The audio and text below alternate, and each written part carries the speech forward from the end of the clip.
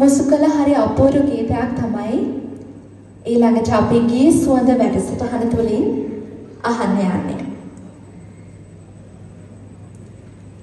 තමන්ගේ හිතේ තියෙන ආදරයත් හැබැයි තමන් ආදරය කරන කෙනා තමන්ට අහිමි වුණොත් ඒ දැනෙන විරහ වේදනාවත් හිතේ හිර කරගෙන ඒ ගෙවුණු මොහොතවල් මතක ඒ හැම දෙයක්ම එක්ක ජීවත් වන දහස් ගණනක් හදවත් අප අතරම කොයිතරම්නම් ඉන්නවද? මොහොතකට හිතන්න මේ විශ්වවිද්‍යාලයේම එදා මහාචාර්ය එදිරිවීර සරච්චන්ද්‍රයන්ගේ මනමේ නාට්‍ය ප්‍රථම වතාවට වේදිකාගත වුණේ අසිරිමත් මොහොත. මනමේ කුමාරයා මනමේ කුමරිය සහ වැදි රජු අතර ඇති වුණේ මහා ආත්මීය අරගලය සහ මනමේ කුමරියගේ අවසන් තීරණය. ඉතින් හිතලා බැලුවොත් ජීවිතය කියන්නේ අන්න ඒ වගේ මනමේ නාටකයක් වගේ නෙවෙයිද? ඒ දෙබස්, ඒ ජවනිකා අපේ ජීවිතය ඇතුළේ තියෙනව නේද? සමාජයේ අපි කැලණිය විශ්වවිද්‍යාලය ඇතුළේ විද්‍යාර්ථයෙක් විදිහට, තවත් විටක නායකයෙක් විදිහට, දුවෙක් හෝ පුතෙක් විදිහට, ඒ වගේම තමයි පෙම්වතෙක් පෙම්වතියක් විදිහට ජීවිතයේ විවිධ අවස්ථාවන්හිදී විවිධ චරිත රඟපාන්න වෙනවා. ඉතින් ඒ සියල්ලටම පසුත් දවස් අවසානයේ අපේ කාමරේ ඇතුළේ තනි වුණාම අපිට දැනෙන්නේ මොකක්ද? අර ජීවිතයේ ඇතුළේ තියෙන සොඳුරු මතක ඔස්සේ අපේ ජීවිතය ගලාගෙන යනවා. ඉතින් ඒ සියලු දේත් එක්ක ඊළඟට අපි අහන්න යන්නේ මේ සියලු මතකයන් හිතේ හිර කරගෙන ඉන්න පෙම්වතෙක්ගේ ආදරණීය සහ විරහ වේදනාව කැටිවන ගීතයක්. රංගහල දැන් ඇත අද ආදරේ. බොල් ගායනය විජේරත්න වරකවුඩ සමගින් අනුලා බුලත් සිංහල, පද රචනය හඩ්සන් සමරසිංහ, තනු හා සංගීතය ඔස්ටින් වනසිංහ. අද ගී සුවඳ වැඩසටහනේ ගායනා කරන්නේ කලා මණ්ඩලය වෙනුවෙන් කැලණිය විශ්වවිද්‍යාලයේ විද්‍යාර්ථයින් වන වෙනුක් සස්මිත සමගින් සෙව්මිනී මහේෂා.